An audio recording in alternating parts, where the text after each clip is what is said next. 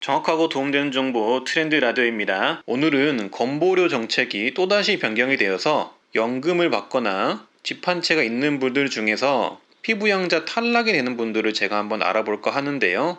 그래서 9월달 바뀌는 건보료 개편 이렇게 보시면서 같이 한번 알아보시죠. 간단하게 피부양자 탈락 기준만 제가 말씀드릴게요. 일단은 건보료 부담 능력이 있는 피부양자는 지역 가입자로 단계적 전환을 합니다. 언제요? 9월 달에 전환을 합니다.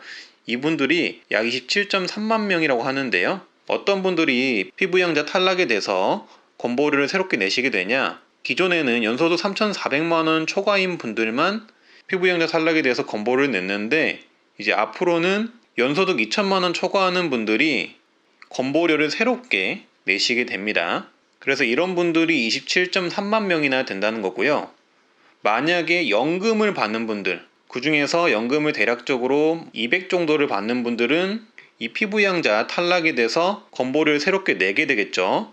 다만 물가 상승률을 고려하여서 이번에 지역가입자 전환하는 분들에 대해서는 4년간 보험료 일부를 경감해 주는데 1년차는 80%, 2년차는 60%, 3년차는 40%, 4년차는 20% 이렇게 경감을 해준다고 합니다. 그래도 소득이 있으면은 건보를 내게 된다는 점 참고해 주시고요. 연금 받는 분들 기억해 주시면 되겠습니다. 그리고 제가 저번 영상에서 과표 재산이 3.6억 원이 넘어가면은 피부양자 탈락에 대해서 건보료를 내실 수 있다 이렇게 말씀드렸는데요. 이번에 다시 또 변경이 되었습니다. 읽어보면 강화 예정이었던 피부양자 재산 요건은 최근 주택가격 상승 등 여건 변화를 반영하여 현행 유지를 하겠다. 그러니까 재산과표 5.4억 원을 유지하겠다 이렇게 보시면 되겠고요. 그 전에는 3.6억 원으로 이렇게 낮춘다고 했는데 5.4억 원 그대로 유지가 된다는 점 참고해 주시면 되겠습니다.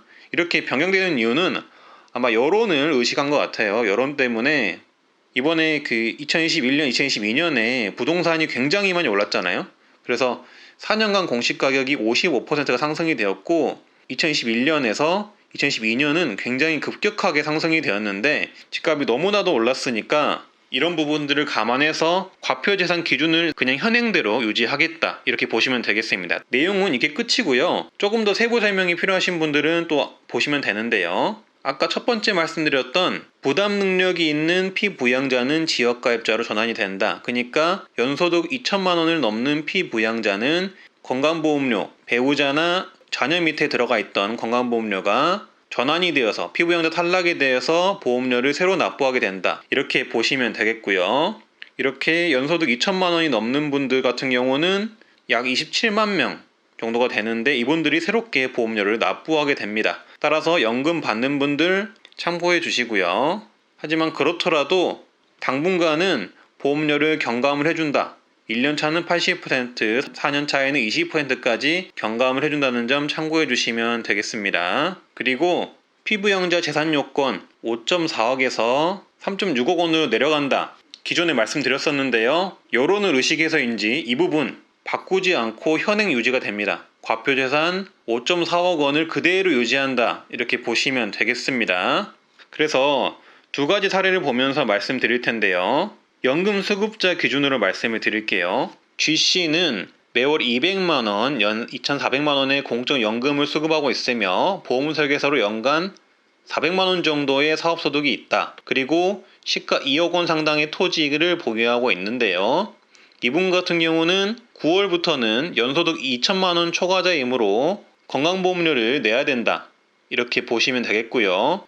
따라서 소득 플러스 재산을 했을 때 건보료는 대략 15만 원, 월 15만 원을 내게 되지만 5년 동안 한시적인 경감 조치로 인해서 1년 차는 80%를 경감을 받아서 실제로 9월 납부하는 금액은 3만 원만 납부하면 된다고 합니다. 하지만 그렇더라도 소득 기준이 낮아져서 연금을 받는 이런 어르신분들 같은 경우는 1년차 때는 3만원 그리고 그 다음 연도부터는 계속 건강보험료가 오르겠죠. 두 번째 사례 같은 경우는 이분 같은 경우는 월 90만 원의 공적 연금을 수급하고 있으며 전세보증금 3억 원 주택에 임차 거주를 하고 있다고 합니다. 따로 재산 관련해서는 과표재산 5.4억 원 미만이기 때문에 상관이 없고요. 공적 연금 같은 경우도 90만 원을 받기 때문에 2천만 원이 넘지 않잖아요. 그렇기 때문에 이분 같은 경우는 피부양자 탈락이 되지 않고 그대로 피부양자 자격이 유지돼서 보험료 부담은 발생하지 않는다라고 합니다. 따라서 이렇게 이해를 해주시면 될 것 같고요.